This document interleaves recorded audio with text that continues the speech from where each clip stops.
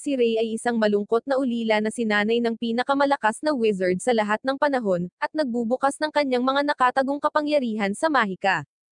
Si Ray White ay naging ulila sa murang edad dahil sa malawakang digmaan sa kanyang kaharian, at isang araw ay natagpuan sa loob ng isang kagubatan ng isa sa pinakamalakas na ice mage ng bansa na nagngangalang Lydia. Dinala niya siya pabalik sa kanyang kampo ng hukbo kung saan inalagaan nila siya habang siya ay nagpapahinga at nagpapanumbalik ng kanyang lakas. Pagkagising pa lang ni Ray, parang gusto na niya si Lydia, na sa huli ay nagpa siya na panatilihin siyang apprentice at susunod na Ice Blade Sorcerer kapag wala na siya. Nag-training na si Ray sa isa pang lalaking nagngangalang Howard, at mahal niya ang kanyang unit ng higit sa anupaman habang kinakalaban niya ang mga kaaway sa pamamagitan ng paggamit ng kanyang ice magic, na ikinagulat ng ibang tao dahil hindi madaling kontrolin ang ice magic. Isang araw, gayunpaman, naging mainit ang labanan, at kapwa nasugatan sina Lydia at Howard. Sinubukan ni Ray na iligtas si Howard ngunit nasawi siya sa harap ng kanyang mga mata habang si Lydia ay paralisado sa ibaba ng kanyang baywang sa buong buhay niya. Ang traumatikong karanasang ito ay naging dahilan upang mawalan siya ng kontrol sa kanyang mahika habang naglalabas siya ng malaking ice blast sa lahat ng dako. Ilang taon na ang lumipas, at si Ray ay pumunta sa Arnold Academy, ang pinakamagandang paaralan sa buong kaharian na nagtuturo ng sorcerer magic sa mga maharlika at mga inapo ng mga sorcerers. Si Ray, gayunpaman, ang naging pinakaunang tao sa kasaysayan ng paaralang ito na nag-enroll kahit na isang ordinaryong tao lang. Dumating siya sa academy at agad na humanga sa kadakilaan ng paaralan. Isang grupo ng mga lalaki ang tumawag sa kanyang pangalan mula sa likuran, at nang siya ay lumingon, nakita niya ang apat na lalaki na nakatayo roon at ang kanilang pinuno, na ang pangalan ay Berto, ay nagpapatuloy na insultuhin si Ray batay sa kanyang karaniwang pinagalingan. Hindi nawawala ang pagiging cool ni Ray at mahina hong tumugon na gusto pa rin niyang matuto ng maraming bagay mula sa academy na ito, na ikinagalit ni Berto, na nag-udyok sa kanya na subukang sunggaban si Ray. Mabilis na iniwasan ni Ray ang kanyang mga kamay, at bago pa man magawa ni Berto ang anuman, hinarang siya ng isang babaeng may pulang buhok na may ponytail sa magkabilang bahagi na nagngangalang Amelia Rose. Mula sa mga reaksyon ng mga nanonood, hinuhusgahan ni Ray na ang babaeng ito ay dapat na isang espesyal na tao kahit na sa mga maharlika, at siya ay naging tama. Si Amelia ay ang pinakamatandang anak na babae ng pinakamalakas sa tatlong noble house at isang matalinong sorcerer. Lumapit siya kay Ray at sinabi na ang sino mang may sapat na kakayahan upang makapasa sa pagsusulit ay karapat-dapat sa isang posisyon sa paaralan na ito, anuman ang kanyang pinagmulan. Galit na galit si Berto, ngunit agad niyang iniwan ang sitwasyon. Pinasasalamatan ni Ray si Amelia, at ipinakilala nila ang kanilang mga sarili, na nagdulot ng isang hindi malamang na pagkakaibigan sa pinakamababa at pinakamataas sa hierarchy ng mundong ito. Pumasok si Ray sa silid-aralan at nakilala ang kanyang guro sa klase na si Helena, na itinuro siya sa kanyang upuan. Ipinaliwanag ni Helena ang fenomeno ng magic at kung paano ito ginagamit. Ipinaliwanag din niya ang 5 magkakaibang ranggo sa sorcery, tanso, pilak, ginto, platinum, at ang pinakamataas na ranggo, na 7 sorcerer lamang ang nakakamit ang grand. Muling pinutol ni Berto ang klase at tinanong si Helena kung bakit may isang ordinaryong tao sa paaralan na nagsusumikap para sa kahusayan at gumagawa ng mahuhusay na sorcerer, kung saan mainit na sinagot ni Helena na hindi nila pwedeng hatulan ang isang sorcerer ayon sa kanyang pinagalingan, dahil ang isang sorcerer ay maaari lamang husgahan batay sa kanilang mga kakayahan. Susunod, ipinaliwanag ni Helena ang mga pangunahing kaalaman sa sorcery at ipinaliwanag na mayroong 5 pangunahing elemento, solid, likido, gas, at plasma. Pagkatapos ay nagpakita siya ng isang halimbawa ng sorcery sa pamamagitan ng paggawa ng isang bungkus ng mga rosas na gawa sa yelo. Sinabihan niya ang klase na gawin ang ginawa niya, at si Amelia ay nakagawa ng isang magandang glass na rosas, samantalang si Ray ay gumagawa lamang ng isang ice cube, na nagresulta sa pagtawa ng klase sa kanya. Nang maglaon, pumunta si Ray sa silid-aklatan at nakipagkita sa isa sa mga babae na nagpahayag ng kanyang interes sa pananaliksik ng isang sorcerer na tinatawag na Dr. Asworth. Ipinakilala niya ang kanyang sarili bilang Elise at umupo kasama si Ray, na nagpapaliwanag na noon pa man ay mahal na niya ang pananaliksik ni Dr. Asworth. Nagsisimula silang mag-usap nang magtanong si Ray tungkol sa kanyang hoodie, na sinagot ni Elise na hindi niya gusto ang kanyang mga tainga dahil siya ay isang half-elf. Tiniyak ni Ray sa kanya na ang kanyang mga tainga ay mukhang maganda, na nagdudulot ng isang ngiti sa kanyang mukha at nagsimula ang pagkakaibigan sa pagitan ng dalawang ito. Si Ray ay bumalik sa kanyang dorm mamaya upang makahanap ng ibang lalaki na naghihintay sa kanya. Ipinakilala niya ang kanyang sarili bilang si Levi at sinabing hindi siya tulad ng ibang maharlika, at walang pakialam kung ordinaryong tao man siya or hindi. Kalaunan ng dalawang lalaki ay naging mabuting magkaibigan. Kinaumagahan, habang nasa isang morning jogging, nakita ni Ray ang isang third-year student na nagngangalang Rebecca at nakipag-ugnayan din sa kanya. Kinabukasan, sa kanyang paglalakbay upang makilala ang isa sa kanyang mga dating kakilala, si Abigail, bigla niyang nakabangga ang isang babae na nagpapakilala sa kanyang sarili bilang Clarissa. Nagtanong si Ray tungkol sa kanyang pamilya, kung saan si Clarissa ay tumugon na ito ay medyo sikat sa mga nobles, ngunit bago siya makapagpaliwanag ng higit pa, kailangan niyang umalis agad dahil sa isang gawaing bahay na kailangan niyang gawin. Nakipagkita siya kay Abigail at kalaunan ay pumunta siya sa kanyang mga aralin sa swordsmanship kung saan kailangan niyang makipag-spar kay Berto. Nagsisimula ang session, at ginamit ni Berto ang kanyang buong lakas para talunin si Ray, ngunit matikas na pinalihis ni Ray ang kanyang atake.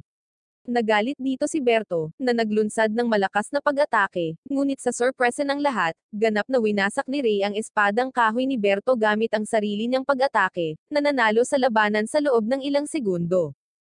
Kinabukasan, pumunta si Ray sa Environmental Research Club na puno ng mga matipunong lalaki na nakaupo sa paligid na nakasaplot.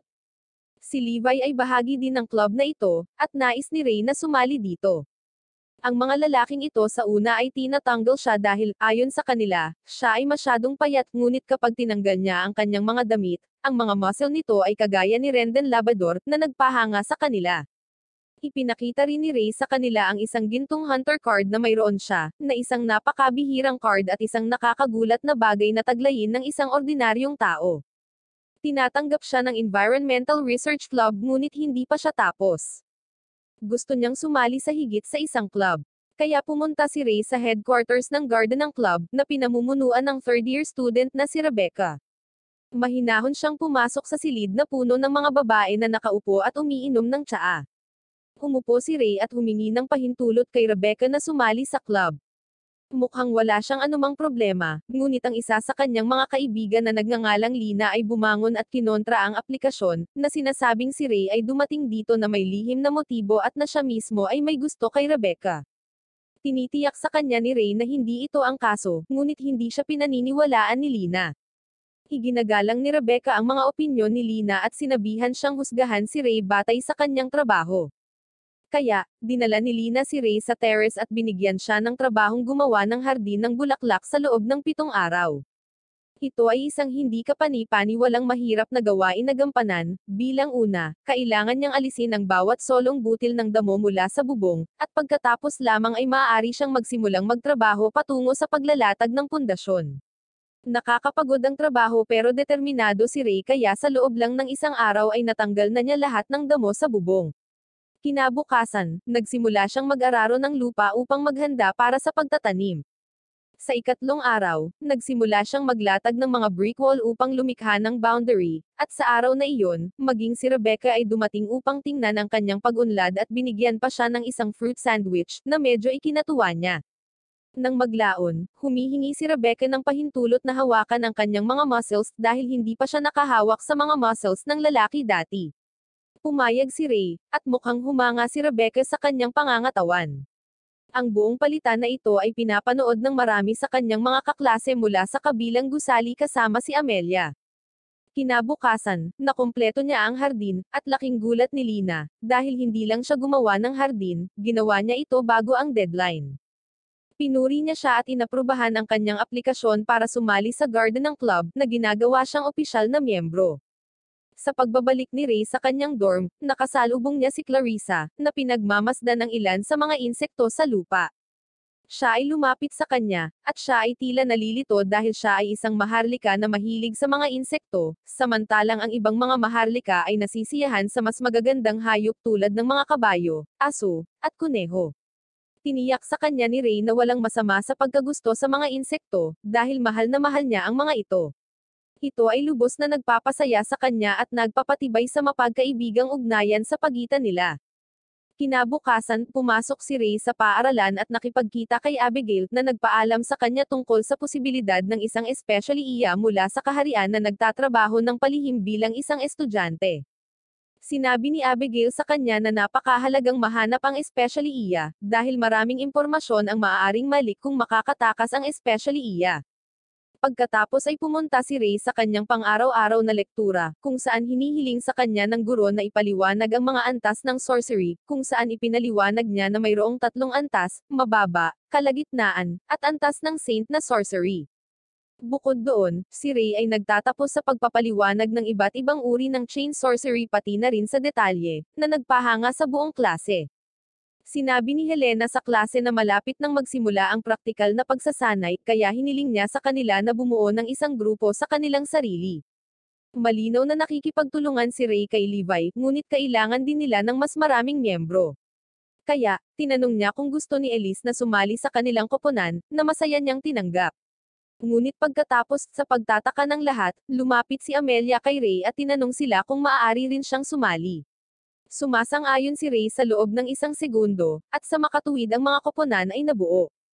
Kinabukasan, pumunta sila sa kagubatan, at ang kanilang gawain ay mabuhay sa loob ng 24 na oras nang hindi humihingi ng tulong, dahil ang kagubatan ay puno ng mga halimaw. Pumasok ang koponan ni Ray, at hinati nila ang gawain sa kanilang sarili. Habang naglalakad, nakasalubong ni Elise ang isang higanteng bubuyog, ngunit bago siya ma-atake ng bubuyog, kumalon si Ray sa harap niya at hiniwa ang bubuyog sa dalawa gamit ang isang indayog ng kanyang espada, na nagpahanga sa kanilang tatlo. Nang maglaon, tinatalo niya ang anumang mga halimaw na nakatagpo nila ng napakadali. Kinabukasan, habang sinusubukan nilang hanapin ang daan palabas ng kagubatan, nakarinig sila ng sigaw, kaya tumakbo si Ray patungo dito. Nalaman niyang may problema ang koponan ni Berto habang kaharap ang isang higanteng halimaw na insekto. Ang natitira sa kanyang koponan ay naipit na sa isang puno, at si Berto mismo ay nasa kanyang likod na nanginginig. Tumakbo si Ray patungo sa halimaw habang ang halimaw ay dumura ng malapot na likido patungo sa kanya, na kanyang iniwasan ng may kahangahangang katumpakan, na ikinagulat ni Berto. Tumalo si Ray sa ere at sinaksak ang halimaw sa pagitan ng mga mata, na tinalo siya sa isang iglap. Dumating din doon ang koponan ni Ray, at sinimulan nilang tulungan ang iba na makaalis sa kanilang mga tali. Ang isang tao na nagtatago sa isang puno ay gumawa ng mahika sa natalong halimaw, binubuhay muli ang halimaw upang lumaban muli. Ang muling nabuhay na halimaw ay tila mas malakas kaysa dati, ngunit hindi nagaksaya ng sandali si Ray at inatake siya ng kanyang espada. Nakapagtataka, napigilan ng halimaw ang kanyang pag-atake, na nagpahanga kay Ray. Inaatake ng halimaw si Ray sa pagkakataong ito, ngunit nagawa niyang harangan ang kanyang pag-atake gamit ang kanyang espada, at pareho silang nagpapalakasan. Nagulat si Ray sa kanyang lakas, at pinaghihinalaang may foul play kung bakit nagkaroon ng napakalakas na halimaw sa isang gubat para sa mga baguhang sorcerers. Si Ray ay umatras, ngunit ang kanyang mga kaibigan ang nangunguna at naghahanda sa pag-atake sa halimaw. Ginamit ni Amelia ang kanyang flame magic para maglagay ng pader sa pagitan ni Ray at ng halimaw, habang ginagamit ni Levi ang kanyang malupit na lakas para kumuha ng malaking bato at ihagis ito sa halimaw. Ginamit ni Elise ang kanyang mahika ng hangin upang pilitin ang malaking bato na tamaan ang halimaw ng may malakas na puwersa, na nawalan ng balanse, at sinamantala ni Ray ang pagkakataong tamaan ang halimaw, hinati ito sa kalahati. Lahat ay naging masaya para kay Ray, ngunit si Elise ay natakot sa napakalakas na halimaw at labis na nanginginig. Binuhat siya ni Ray sa kanyang likuran at dinala sa pangunahing palapag ng paaralan. Ang mga resulta ay inilabas, at ang koponan ni Ray ay nanalo sa kompetisyon sa isang malaking margin, ngunit madaling napansin ni Ray na wala sa mga mag-aaral ang natutuwa sa isang ordinaryong tao na nanalo sa isang kompetisyon. Hindi naman gaanong nabahali si Ray dahil nakasanayan na niya ito. Kinabukasan bumalik siya upang bisitahin ang kanyang master, na lumabas na walang iba kundi si Lydia mismo. Itinuro niya kay Ray ang lahat ng nalalaman niya ngayon simula pa noong bata pa siya. Binati niya ito, at umupo sila para uminom ng tsaa at cake. Ipinaliwanag ni Lydia na siya ay gumagawa ng bagong pananaliksik, at sa pagkakataong ito ang pananaliksik ay naglalayong sa pinakamahalagang sangkap sa sinumang tao, ang kanilang utak. Nagpapakita siya ng interes sa pagsisikap na maunawaan ang higit pa, kaya ipinaliwanag niya sa kanya ang kanyang pananaliksik ng detalyado. Pagkatapos nito, inilabas ni Ray ang naka-wheelchair na si Lydia para mamasyal sa kakahuyan. Habang naruroon, pinag-uusapan nila ang tungkol sa buhay, at tila interesado siyang malaman ang kanyang pang-araw-araw na gawain. Sinabi ni Ray sa kanya na nagkaroon siya ng ilang mga kaibigan, na natutuwa siyang marinig.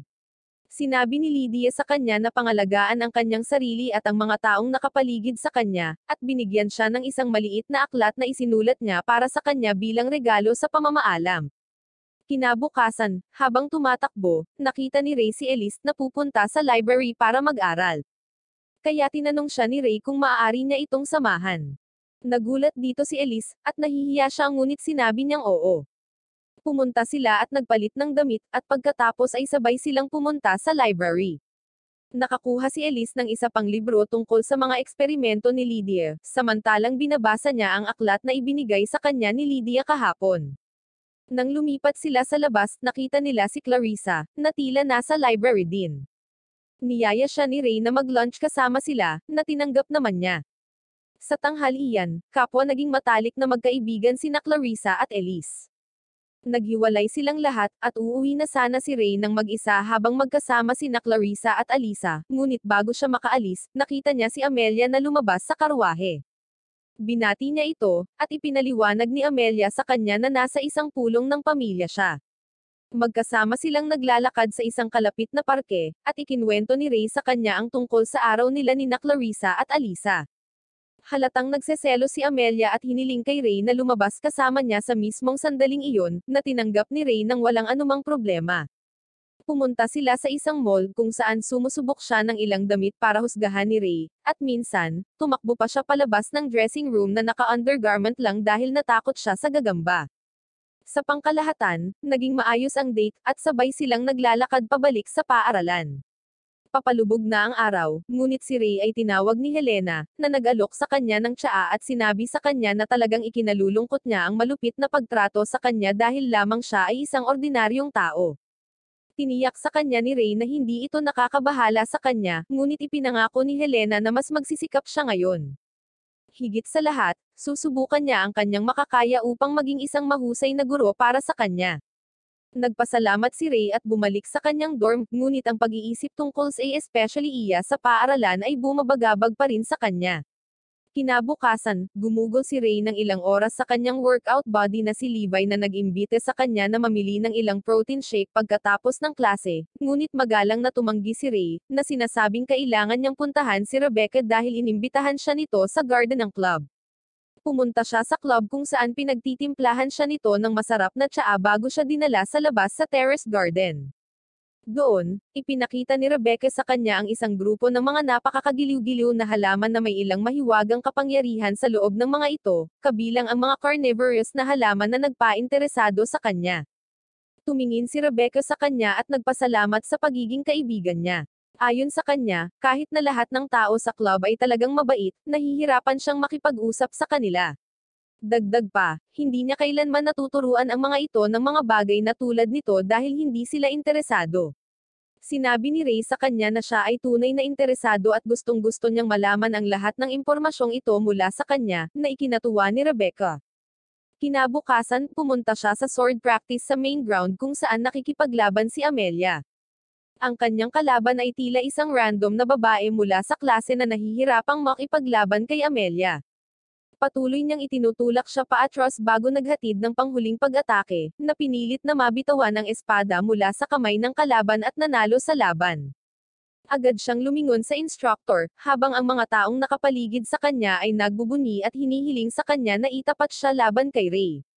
Ang instructor ay tila nag-aalangan dahil si Amelia ay isa sa pinakamalakas na estudyante, at si Ray ay hindi masyadong mahusay sa magic, ngunit si Amelia ay diretsyong nagtanong kay Ray kung may problema siya dito. Sumagot si Ray na wala siyang anumang problema at pumasok siya sa fighting ground. Nagsimula ang labanan, at sumugod si Amelia para sa isang pag-atake, na madaling hinaranggan ni Ray. Habang siya ay tumalikod at nagsimulang magpakawalan ng mga pag-atake, lahat ay hinaranggan ni Ray, na pagtanto niya na kahit na ang kanyang mga pag-atake ay hindi nagdadala ng gaanong kapangyarihan, siya ay talagang napakabilis at maliksi. Sila ay umatras at nagpasyang pumasok muli para sa isang sagupaan habang pinupuri ni Amelia ang kanyang pagiging swordsman, bago muling maglunsad ng isa pang pag-atake. Patuloy siya sa offense iba habang hinaharangan at nire-redirect ni Ray ang kanyang mga pag-atake. Biglang, ang labanang ito ay nagsimulang ipaalala kay Ray ang kanyang pagsasanay kasama ang kanyang ama, na nagtuturo sa kanya sa loob ng kagubatan. Biglang-bigla, nire-redirect niya ang kanyang pag-atake bago maglunsad ng kanyang napakalakas na pag-atake ngunit huminto sa huling sandali, napagtanto na sasaktan nito si Amelia, at ibinaba ang kanyang espada. Laking gulat ng lahat, pati na si Amelia, at sinabi ng instructor na siya ang nanalo sa laban. Bumangon siya at nakipagkamay kay Amelia habang tinatanong siya nito kung bakit siya tumigil bago siya inatake. Mamaya sa hapong iyon, magkasama silang nagtanghalian habang tinutuya siya ni Levi para sa karagdagang impormasyon. Ikinuwento ni Ray sa kanila ang tungkol sa buhay niya bago pumasok sa academy na ito, at kung paano siya nagsanay noon sa gubat. Biglang lumapit si Berto, ang mayabang na maharlika, sa kanyang mesa at pinaghahampas ang kanyang kamao habang hinahamon si Ray na makipagduel sa kanya. Sinusuportahan siya ng kanyang mga tropa mula sa likuran, sinabihan si Ray na huwag maging duwag at labanan ang kanilang pinuno kung sa tingin niya ay napakahusay niya. Pinunasan ni Ray ang kanyang bibig at tinanggap ang tunggalian. Nang maglaon, lahat sila ay lumipat malapit sa isang kagubatan kung saan parehong naghahanda sina Ray at Berto para sa kanilang tunggalian. Sinabi ni Clarissa na tila sila ay nasa loob ng isang magic barrier, na pumipigil sa sino man na lumabas, at kahit ang kanilang mga boses ay hindi maririnig mula sa labas. Hiniling ni Ray ang mga patakaran, at hinagisan siya ni Berto ng isang espada bago sabihin sa kanya na walang mga patakaran. Bumunot si Berto ng isang tunay na espada mula sa kaluban, na ikinagulat ng lahat, kasama ang sarili niyang mga tropa na nag-iisip na ito ay magiging isang kunwaring tunggalian tulad ng kanilang ginagawa dati. Bago pa man makuha ni Ray ang espada, inatake siya ni Berto, ngunit iniwasan niya ang atake bago kinuha ang espada. Tila galit na galit si Berto kay Ray at sinabi sa kanya na tatapusin niya siya at sasabak para sa isa pang pag-atake, para lang umatras si Ray, na iniiwasan ang pag-atake. Labis na nagalit si Berto at sinabihan siyang huminto sa pagtakbo bago gamitin ang kanyang mahika upang lumikha ng mga bowl ang apoy, na ibinato niya sa kanya habang iniiwasan ni Ray ang mga ito ng paisa-isa. Ibinato niya ang isa pang bowl ang apoy ng diretso kay Ray, na hindi niya naiwasan sa oras, kaya pa-impel niya itong hinampens na ikinagulat nilang lahat.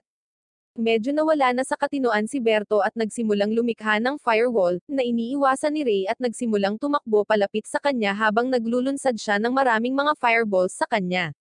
Isang huling fireball ang ibinato niya sa kanya, na muling sinira ni Ray, na ikinagulat ni Berto habang sinimulan niyang sabihin na si Ray ay pwedeng anak sa labas ng isang maharlika, dahil walang paraan na magagawa ito ng isang ordinaryong tao.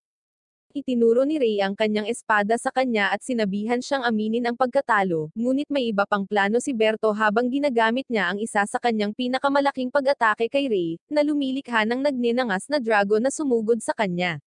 Ngunit sinira lang ito ni Ray sa dalawa, ganap na pinawalang bisa ang mahika. Napaluhod si Berto at nagsimulang umiyak ng kaunti habang sinasabi sa kanya ni Amelia na kailangan din niyang turuan siya kung paano ito gawin. Ngunit bago pa man siya makagalaw, biglang bomb-alot sa lugar ang isang gravity magic, na pumipilit sa lahat maliban kay Ray na dumapa sa lupa.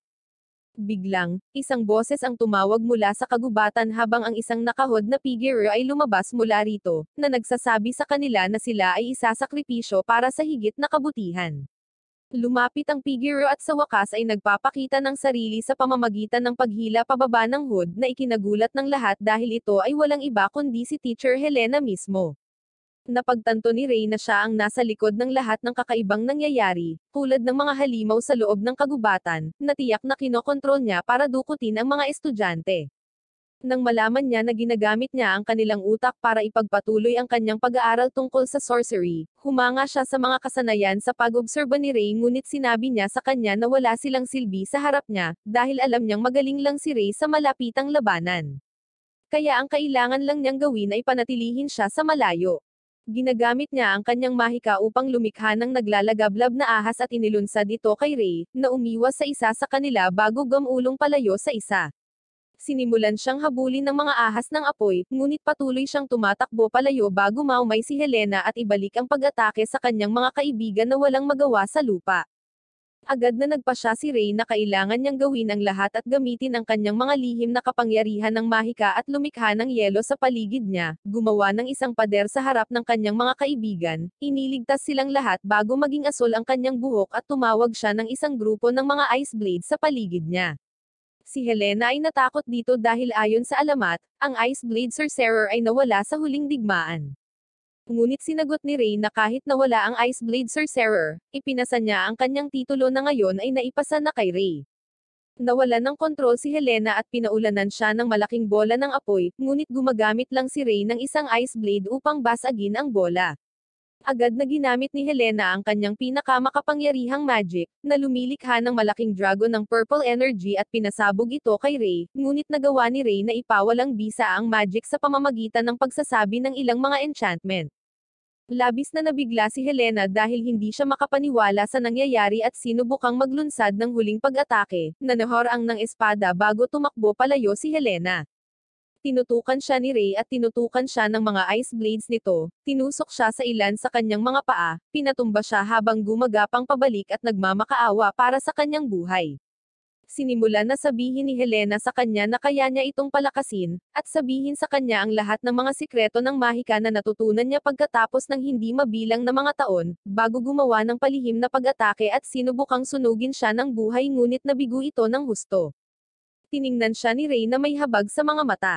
Naglabas siya ng espada at tatapusin na sana siya nang bigla nitong hinugot ang isang susi mula sa kanyang kwintas at sinaksak ito sa kanyang utak, naglabas ng likido sa loob na nagsimulang magbago sa kanya bilang isang halimaw na nilalang na nakakagulat na kamukha ng isang Shinigami. Ang circular magical barrier ay nawawala, at ang mga tao sa loob nito ay dahan-daang bumangon habang ang gravity magic ay huminto sa paggana. Tinitingnan ni Amelia si Rey habang tumatalon siya sa hangin at nakipagsagupaan kay Helena, at ibinagsak siya pabalik sa lupa sa tulong ng kanyang espada. Nagalit si Helena at ginamit ang kanyang Fairy Blast kay Rey, na madali niyang hinaranggan bago gumawa ng isang grupo ng mga Ice Blade na lubos na nagpagulat kay Helena dahil hindi niya alam na makakagawa siya ng napakaraming armas ng sabay-sabay. Sinubukan niyang pigilan ang mga pag-atake nito at pinasabog siya ng malaking fireball, na kaya pigilan ni Rey sa mga landas nito at tuluyang nawasak ito nang hindi man lang nahawakan. Nagsabi siya ng ilang mga salita sa kanyang propesor, na kung saan ay hindi talaga mahalaga, at sinabi ni Rey na nagpapasalamat parent siya sa kanya. Ngunit sa huli, nagpa siya ang propesor na ilagay ang lahat sa kanyang huling pagsisikap na talunin si Rey. Mabilis siyang lumikha ng isang grupo ng mga dark energy na kamay na inilunsad niya kay Rey, ngunit pinaulanan siya ng mga ice blades na sumisira sa mga dark magic na kamay. Sinubukan niyang muli ang parehong pag-atake, ngunit nagawang ipawalang bisa ito ni Rey habang napagtanto ni Amelia at ng iba pa na si Rey ay unti-unting natatakpan ng yelo at nagyayelo ang buong katawan. Si Helena ay tumalon sa kanya at sinubukang atakihin siya, ngunit hinarang ni Rey ang pag-atake gamit ang kanyang espada, na nagpatambo sa kanya. Napagtanto ni Helena na si Rey ay wala sa ganap na kontrol sa kanyang mga kapangyarihan at tumalon patungo kay Rey na may napakalaking pag-atake, habang may dugo si Rey mula sa kanyang ilong. Sinubukan ni Rey na harangan ang kanyang pag-atake, ngunit matagumpay niyang nabasag ang kanyang talem habang si Amelia ay mukhang takot na takot. Gayunpaman, si Rey ay may isang huling trick na hindi pa niya naipapakita sa kanya, at ginagamit niya ito upang lumikha ng isang blizzard sa paligid ni Helena, na ikinagulat niya at nagulat siya na bomb-alot sa kanya ng buo. Sa pagtatapos ng blizzard, siya ay ganap na nagyelo hanggang sa kasawian na may ilang mga rosas na tumutubo sa kanyang icicle body para sa aesthetic na layunin, at si Rey ay nakahinga ng maluwag dahil tapos na ang laban. Kaagad pagkatapos, napaluhod si Rey dahil sa pagod at bumalik sa kanyang normal na anyo habang tila masaya na nailigtas niya ang lahat ng kanyang mga kaibigan at walang nasaktan. Nagising siya sa isang dormitoryo sa ospital at nakitang nakatingin sa kanya ang mukha ni Lydia, habang ipinapahayag nito ang kanyang kaligayahan at kaginhawaan nang malaman na okay si Rey. Lumapit si Abigail sa kanya at sinabihan siyang huwag mag-alala tungkol sa anumang bagay dahil ligtas at maayos ang lahat ng kanyang mga kaibigan. Salamat sa kanya, wala man lang gasgas ang katawan nila. Sinabi niya sa kanya na siya ay gumawa ng isang mahusay na trabaho, at kahit na si Lydia ay tinapik ang kanyang ulo, na sinasabi sa kanya na siya ay ipinagmamalaki niya at iniimbitahan siya sa kanyang bahay tuwing siya ay walang gagawin. Sinabi ni Abigail kay Ray na ang kanyang mga kaibigan ay naghihintay sa labas upang salubungin siya at lumabas ng silid na agad na pinasok ng lahat ng kanyang mga kaibigan na ganap na nakapaligid sa kanyang kama. Humingi siya ng paumanhin sa kanyang mga kaibigan sa paglihim ng kanyang buhay sa kanila, at ipinaliwanag niya na isa siya sa 7 Grand Sorcerers na kilala bilang mga Ice Blade Sorcerer. Ipinaalam niya sa kanila na siya ay bahagi ng Great War na nangyari ilang taon na ang nakakaraan, ngunit nawala ng kontrol at pinasabog ang lahat. Dahil lang kay Lydia kaya niya na-control ang sarili niya. Ito ang dahilan kung bakit palagi niyang pinipigilan ang kanyang mga kakayahan sa mahika, at iyon ang dahilan kung bakit siya ay napakasama sa magic. Sinabi ni Ray sa kanila na siya ay kumitil ng maraming buhay sa nakaraan at ang kanyang mga kamay ay may bahid ng dugo, kaya maiintindihan niya kung ayaw na nilang maging kaibigan siya. Ngunit lahat sila ay tinitiyak sa kanya na pinagkakatiwalaan nila siya sa kanilang buhay, at alam na siya ay talagang mabait na tao na hindi gagawa ng anumang masama. Nang gabing iyon, nang wala na ang lahat, pinasok ni Berto ang silid ni Ray ngunit nadatnan siyang nakabangon na sa kanyang kama. Sinalubong siya ni Ray ng nakangiting mukha at tinanong kung bakit siya nandito. Tumingin pa ibaba si Berto na parang nahihiya at sinabing pumunta siya rito para humingi ng tawad sa kanya. Si Ray, gayunpaman, ay isang mabait na tao hindi katulad ko at sinabi niya kay Berto na ang paghingi ng tawad sa isang tao ay nangangailangan ng maraming lakas, at napinatawad niya ito sa anumang bagay na nagawa niya, bago maglabas ng ilang idea na mga bagay tungkol sa kung paano ipinanganak ang lahat sa parehong paraan, at ang kanilang mga pinanggalingan ay hindi talaga mahalaga. Nagpasalamat sa kanya si Berto, at sinabi ni Ray na walang anuman. Kinabukasan, muling bumalik si Ray sa kanyang klase at nalaman na ang taong papalit kay Propesor Helena ay walang iba kundi ang kanyang dating kasamang si Caroline, na isang babaeng TikTokerist at Instagram influencer. Talagang nag-aalala si Ray na siya ang maging guro sa klase dahil alam niya kung gaano kakaiba ang iniisip niya kung minsan. Kaya pagkatapos sabihin ni Caroline sa kanila ang tungkol sa paligsahan na malapit ng maganap, pumunta si Ray sa opisina ni Abigail at nakiusap sa kanya na tanggalin si Caroline sa kanyang posisyon, dahil ang mga estudyante ngayon ay sapat na ang pagkasira at hindi na nila kailangan ng babaeng tulad para turuan sila. Gayunpaman, sinabi sa kanya ni Abigail na siya lang ang libreng propesor at handang magturo, at iyon ang dahilan kung bakit siya tinanggap nila. Sinabi sa kanya ni Ray na walang magagawa si Caroline kung papaalisin nila siya, nang biglang sumulpat si Caroline sa likod ni Ray at hinaharad siya sa harap mismo ni Abigail nang walang pakialam sa mundo. Mabilis na tumakbo si Ray palayo sa silid, at kinabukasan ay tumayo siya sa rampart sa tabi ni Clarissa kung saan isinulat nila ang mga karapat-dapat na kalaban at manlalaro sa laban na ito, habang ipinakita ni Ray ang kanyang kakaibang kakayahan upang mahulaan ang mga laban, na ikinagulat ni Clarissa.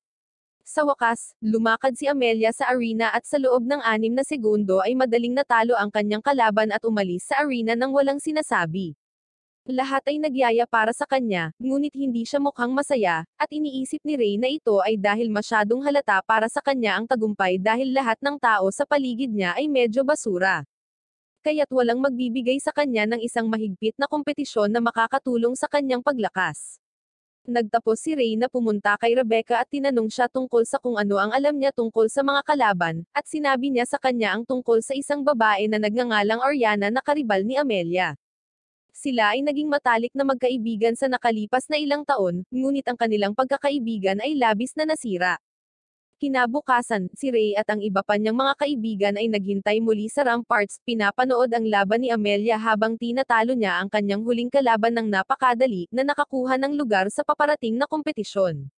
Ngunit muli, hindi siya mukhang masaya kahit kaunti. Nang gabing iyon, nagpa siya si Ray na tutulungan niya siya at kumuha ng librong ibinigay sa kanya ni Lydia upang patuloy niyang sundin ang kanyang gawain sa pagsasanay kahit na wala siya. Kinabukasan, hinarap ni Ray si Amelia habang naglalakad siya pabalik sa kanyang dorm at tinanong siya kung kontento na ba siya sa kanyang mga tagumpay laban sa mga taong nakalaban niya. Sinabi ni Amelia sa kanya na sa tingin niya ay hindi pa siya handa at sigurado siyang madali siyang matatalo ni Ariana, tulad ng ginawa niya sa huling pagkakataon na nauwi sa pagkasira ng kanilang panghabang buhay na pagkakaibigan. Ipinakita sa kanya ni Ray ang aklat na ibinigay sa kanya ni Lydia at sinabi sa kanya na halos isang buwan pa bago ang paligsahan. Kung gusto niya, matutulungan siya nitong magsanay at lumakas. Siyempre, tinanggap ito ni Amelia, pero hindi niya alam kung anong klaseng pagsasanay ang kakaharapin niya. Kinaumagahan, lumabas siya upang salubungin si Ray, na tumalon sa kanyang harapan na may suot na kakaibang maskara at sinabi sa kanya na mula ngayon, siya na ang kanyang master, at susundin niya ang lahat ng sasabihin nito nang walang anumang tanong. Si Amelia ay tila nag-aalangan sa una, ngunit sa isang maliit na pagsigaw, siya ay sumasang-ayon sa kanyang mga kahilingan. Ang unang bagay na sinabi niya sa kanya na gawin ay tumakbo ng 20 kilometro sa paligid ng paaralan nang hindi gumagamit ng anumang mahiwagang kakayahan. Nakatingin si Amelia sa kanya na hindi makapaniwala, sinasabi sa kanya na walang paraan na magagawa niya iyon. Ngunit sinabi ni Ray sa kanya na kailangan niyang gawin ito anuman ang mangyari at wala talaga siyang pagpipilian. Nagsisimula silang tumakbo ng magkasama, at sa pagtatapos ng pagtakbo, napaluhod si Amelia, humihinga ng malalim, dahil hindi siya sanay sa ganitong uri ng pagsasanay. Si Ray ay nagsasabi sa kanya na ngayon ay isang maikling practice run pa lamang at nasimula bukas, ang kanilang aktwal na pagsasanay ay magsisimula. Sinimulan niya itong sanayin ng napakahirap mula sa susunod na araw, pinapagawa siya sa kanya ng weighted one-arm push-up, weighted pull-up, at sinasanay din siya sa sining ng pang-aalipan habang pinapagulong niya ito ng isang malaking bato paakyat sa burol, na kalaunan ay humahampas patungo sa kanya. Si Amelia ay napapagod araw-araw kaya't natutulog siya sa klase araw-araw, na nagpapaalala sa kanyang mga kaibigan tungkol sa kanya. Kinaumagahan, dumating si Ray sa kanyang dorm at nagsimulang patunugan ang isang bungkos ng mga kawali habang sinisigawan siyang magising. Ngunit tinawag siya ni Rebecca at ng kanyang kaibigan, na nagsimulang sumigaw sa kanya dahil sa pagpasok ng hindi ipinaalam sa isang dorm ng babae. Ngunit agad na humingi ng paumanhin si Ray, sinabi sa kanya na ito ay mahalaga para sa kanilang pagsasanay. Nang bigla niyang makita si Amelia na tumatakbo palayo sa dorm, at umalis siya para habulin siya. Dumating siya sa silid-aklatan kung saan natagpuan niya sina Clarissa at Elise na nag-aaral, at tinanong niya sila kung nakita na nila si Amelia, at sumasagot sila sa kanya na hindi pa. Nagpa siya si Ray na gamitin ang kanyang espesyal na kakayahan sa sonic sound wave at tulad ng isang paniki, gumagamit ng echolocation upang mahanap kung saan nagtatago si Amelia. Pumasok siya sa walang laman na silid-aralan at hinawakan ang kamay nito, hinayla siya palabas ng silid, at pinilit siyang gumawa ng mga karagdagang lap para sa pagtakbo para sa kanyang pagsasanay. Kinabukasan, pumunta si Ray sa environmental club kung saan nagsasona ang lahat ng mga ka-club members niya, at hiniling niya sa club president na mag-organisa ng cheerleading squad na binubuo ng Muscleman para kay Amelia. Pumayag silang lahat dito bago inabot sa kanya ang isang bag ng pambabaeng damit na nirequest ni Ray. Kinabukasan, nagbihis si Ray bilang isang babae at lumabas ng kanyang dorm at nakita si Amelia na tumatakbo sa paligid ng paaralan, at hindi siya nito nakilala. Natapos siyang pumasok sa paaralan kung saan nag-aaral si Ariana at gumapang sa damuhan na nakatago sa loob ng isang bakanteng kahon kung saan nakita niya ang isang babae na umiiyak. Lumapit si Ray sa babaeng umiiyak, at lumalabas na ang maliit na babae ay kapatid na babae ni Ariana, at siya ay umiiyak dahil hindi niya mahanap ang kanyang nakatatandang kapatid na babae. Sinabi sa kanya ni Ray na huminto sa pag-iyak dahil tutulungan niya itong mahanap ang kanyang kapatid, at sabik siyang sumang-ayon. Inilibot niya ang batang babae sa paligid ng paaralan habang ang mga lalaki at babae ay tila naaakit sa kanyang kagandahan. Anyway, patuloy siya sa paglalakad habang nagpapanggap na isang marangal na mag-aaral nang biglang napansin ng maliit na babae ang kanyang kapatid, at pareho silang lumapit kay Ariana, na nakaupo sa ilalim ng isang magandang istruktura ng Victoria, umiinom ng tsaa na parang isang marangyang babaeng Ingles. Siya ay masaya na mahanap ang kanyang kapatid na babae, kahit na hindi niya ito hinahanap, at sinabi kay Ray na maupo habang iniiwan ang kanyang kapatid na babae sa playground upang maglaro. Nagpakilala si Ariana kay Ray at sinabi niyang kamukha niya si Andrea Brillantes. Umupo si Ray kasama niya, at di na nagpaligoy-ligoy, sinabi kay Ray na alam niyang hindi siya taga-academy na ito at dapat niyang ipakilala ang kanyang sarili kung sino siya. Naisip ni Ray na nalaman niyang lalaki siya at sa huli ay humingi siya ng tawad sa kanyang orihinal na boses na ikinagulat ni Ariana na tumitingin sa kanya ng may gulat na mukha habang sinasabi sa kanya na ang kanyang pangalan ay Ray, na nag-aaral sa Arnold Academy. Sinabi niya sa kanya na alam niya ang kanyang pangalan dahil sikat siya sa pagiging isa sa mga pinakaunang ordinaryong tao na nakapasok sa isang kilalang unibersidad, at narinig pa niya ang tungkol sa kanyang kalakasan sa labanan. Gayunpaman, hindi pa rin makaget over si Ariana sa katotohanang lalaki siya dahil napaka-perpekto niya sa pananamit ng babae. Sinabi niya sa kanya na lagi niyang gustong makita kung paano siya makipaglaban at inaanyayahan siya para sa isang tunggalian na sabik niyang tinanggap. Nagpapalitan sila ng mga salita habang si Ariana ay nagsusumamo kay Ray na gumamit ng boses ng babae dahil ito ay lubhang nakakagambala, na halatang sinunod niya. Nagsimula ang labanan, at agad na tumalon si Ariana para sa isang malakas at mabilis na pag-atake, na halos hindi na naiwasan ni Ray bago siya tumalikod para sa isa pang slash, at ang kanilang mga espada ay nagsalubong. Si Ariana, gayunpaman, ay bihasa sa mga tunggalian na ito at agad na dumapa at nakabuo ng isang magandang magic slash na kahit nagawang ipagtanggol ni Ray, ito ay nagpaputol sa kalahati ng kanyang espada, at nanalo si Arian sa tunggalian. Pagkatapos ng labanan, ang nakababatang kapatid na babae ni Ariana ay kinuha ng isang kakaibang babae, at hindi man lang nagtanong si Ariana bago lumingon kay Ray at tinanong siya kung sasali siya sa paparating na paligsahan. Sumagot si Ray na hindi niya magagawa iyon, at sinabi rin sa kanya na tinutulungan niya ang isang kaibigan niya na kilalang-kilala ni Ariana. Tila nataranta si Ariana, kaya sinabi ni Ray sa kanya na tinutulungan niya si Amelia sa pagsasanay. Agad na kumikinang ang mga mata ni Ariana habang nagsisimula siyang magtanong kung ayos lang ba siya. Sumagot si Ray na maayos na siya at ilang beses na siyang lumakas, kaya dapat ay mag-ingat siya sa kanyang susunod na laban dahil si Amelia ang mananalo dito. Ngumiti lang si Ariana at sinabing aasahan niya ito, at umalis na siya. Pagkatapos noon, sa oras na makarating si Ray pabalik sa kanyang academy, palubog na ang araw, at habang nasa daan, nakita niya ang isang babaeng may puting buhok na tumatakbo papunta sa kanya habang umiiyak. Nadapa siya, ngunit agad siyang nasalo ni Ray bago nagtanong kung ayos lang siya. Kapatid pala siya ni Rebecca, at umiiyak siya dahil hindi niya magawang magdesisyon kung gusto niyang pumunta sa lugar na ito or hindi, dahil narinig niya na talagang masasama ang mga tao. Ngunit ang kabaitang ito ni Ray ay nagpapaniwala sa kanya na ang academy na ito ang tamang lugar para sa kanya, at umalis siya pagkatapos magpasalamat kay Ray. Bumalik si Ray sa ramparts kung saan katatapos lang ni Amelia sa kanyang pagsasanay at hirap na hirap sa paghinga. Tumawag siya sa kanya at sinabi sa kanya na talagang masaya siya na nagsasanay siya ng mabuti. Noong una, hindi man lang namalayan ng mga babae na ang babaeng nasa itaas ay si Ray, ngunit sinabi ni Ray sa kanila na siya iyon at siya ay nasa isang misyon, na ikinagulat nila. Kinabukasan, dinala niya silang lahat sa lugar ni Lydia kung saan ipinakilala ang bawat isa sa kanila, at ipinakita sa kanya ni Ellis na isang malaking tagahanga ni Lydia, ang koleksyon ng kanyang mga eksperimento na itinago niya sa kanyang personal na journal. Gayunpaman, pagkatapos ng pagpapakilala, dinala ni Lydia si Amelia sa ibang silid at tiniyak sa kanya na siya ay talagang malakas na tao. Maging si Ray ay patuloy na nagpapadala sa kanya ng mga liham na nagpapaalam sa pag-unlad ni Amelia, at maging si Lydia ay nag-iisip na handa na siyang manalo sa paligsahan. Pagkatapos nito, hawak ni Ray ang huling pagsubok ni Amelia sa loob ng mga gubat, na isang aktwal na laban sa kanya, na sa huli ay nanalo siya. Kinabukasan, magsisimula ang paligsahan, at ang buong stadium ay napuno ng mga tao mula sa iba't ibang lugar na pumunta rito upang saksihan ang mga laban. Nagbihis si Amelia at pumasok para sa kanyang unang laban. Habang papunta na siya, nakasalubong niya si Ariana, at nagkamustahan sila ng mabilis bago pumunta si Amelia sa arena. Ang kanyang unang laban ay laban sa isang lalaki na may brown na buhok mula sa ibang paaralan na may hawak na higanteng espada.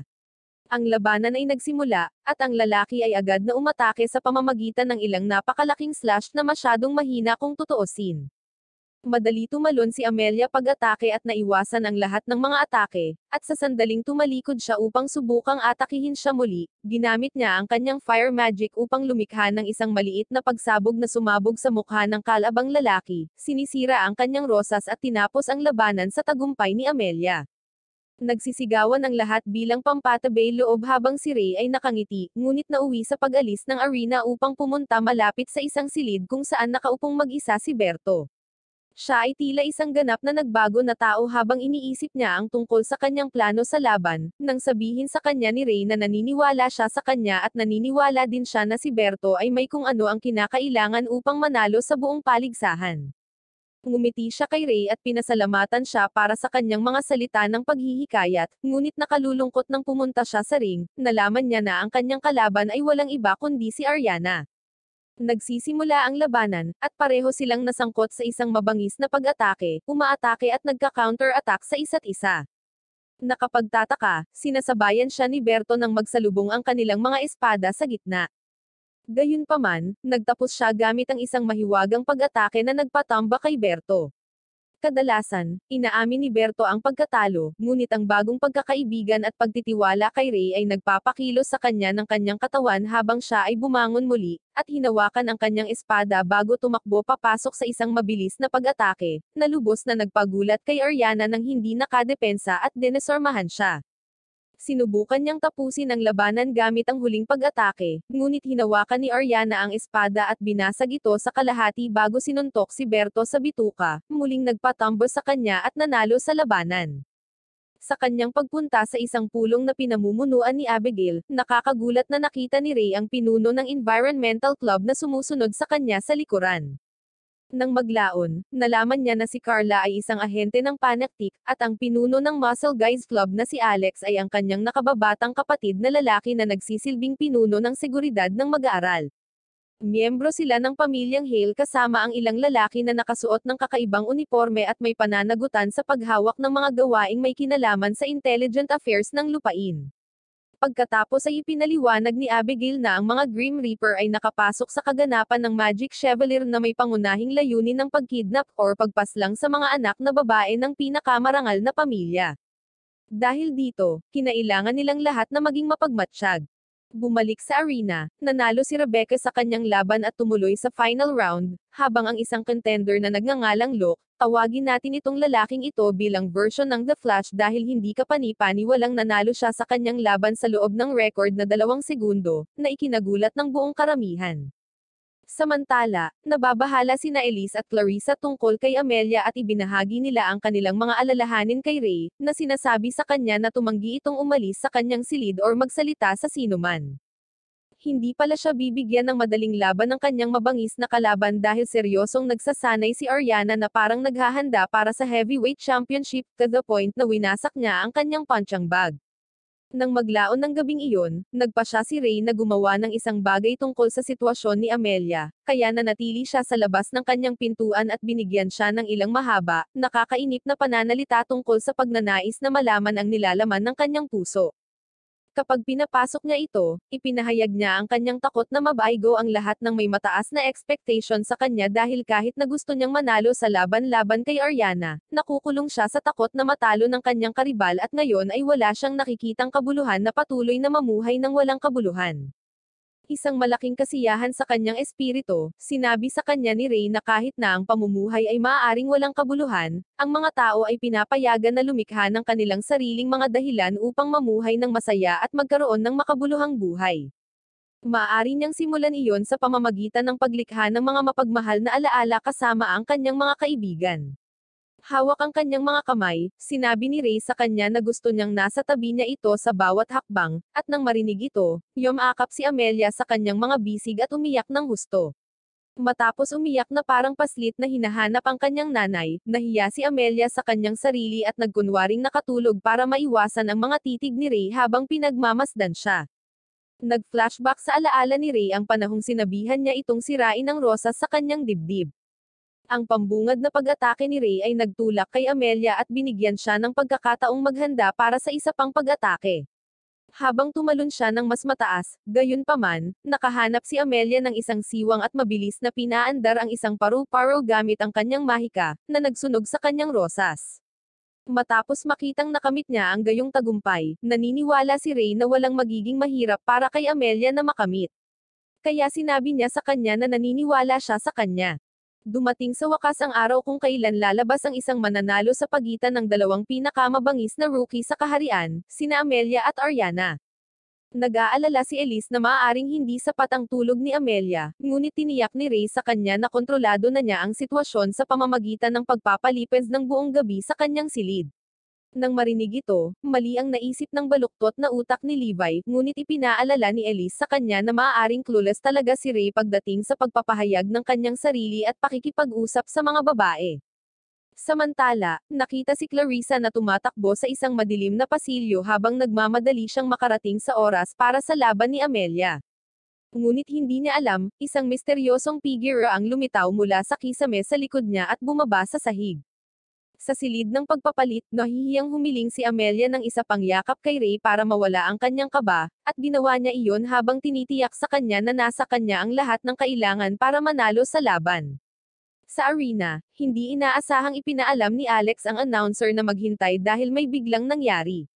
Pagkatapos ay sinabi niya kay Ray na nawawala si Clarissa kasama ang 8 iba pang estudyante mula sa mga maharlika na pamilya. Nagpa siya si Ray na magtiwala sa kanyang pakiramdam at simulan ang kanyang paghahanap sa ibaba ng gusali.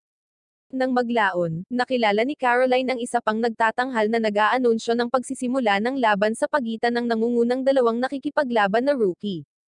Ang laban ay nagsimula sa pamamagitan ng isang agresibong pag-atake mula kay Ariana habang inihahagis niya ang kanyang espada pataas, at mahiwagang nagpapagana ng electric power na dumadaloy mula sa kanyang armor. Dahil sa umaapaw na kapangyarihang ito, itinutok ni Ariana ang kanyang espada kay Amelia sa supernatural na bilis na ikinagulat niya at inilapag siya sa lupa sa pagkamangha ng mga manunood. Gayunpaman, nang muling sumulong si Ariana, matiyagang naghihintay si Amelia bago lumikha ng umiikot na bola ng rosas na usok na sumasabog at tuluyang nagtutulak kay Ariana paatras, na hindi niya namamalayan. Samantala, natagpuan ni Ray si Clarissa at iba pang nawawalang mga estudyante sa isang bulwagan, na natutulog ng mahimbing sa sahig. Kaya, binuhat siya nito at sinubukang gisingin. Binuksan niya ang kanyang mga mata upang makitang hawak siya ni Ray, ngunit nakita niya ang isang mahiwagang hadlang na lumilitaw sa itaas nila. Ipinaliwanag ni Ray na ito ay isang interference spell na ginawa ng mga Grim Reaper para isara sila sa labas ng mundo. Dahil patuloy niya itong iniistorbo sa kanyang walang kabuluhang pagtantrums, sinabi ni Ray kay Clarissa na tumahimik at hayaan siyang mag-focus. Pagkatapos, agad niya itong binuhat sa kanyang balikat at tumakbo para ituon ang atensyon ng mga Grim Reaper sa kanya. Biglang huminto si Ray at lumikha ng 4 na mahiwagang espada na ginagamit niya para labanan ang mga Grim Reaper. Gayunpaman, si Clarissa ay hindi tumatahimik, kaya binalaan niya ito na maaari niyang putulin ang sarili niyang dila sa kanyang labis na hindi kinakailangang pagsigaw. Gayunpaman, biglang nagdilim ang silid at nagtago ang mga Grim Reaper mula sa kanilang paningin. Ina-activate ni Ray ang kanyang spell, napakalakas na sinisira nito ang mahiwagang hadlang sa itaas nila.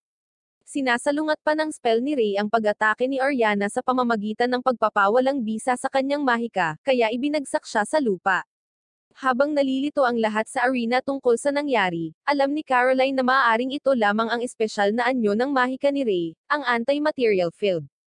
Upang tapusin ang mga ito, gumawa si Ray ng isang ice field na sumasakop sa buong palapag at binitag ang mga tumatakas na Grim Reaper. Sinabihan siya ni Alex na hayaan siyang pumalit doon para makabalik siya para manood ng laban nina Amelia at Ariana. Hanggang sa sandaling ito, hindi pa rin naglalagay ng zipper si Clarissa sa kanyang labi.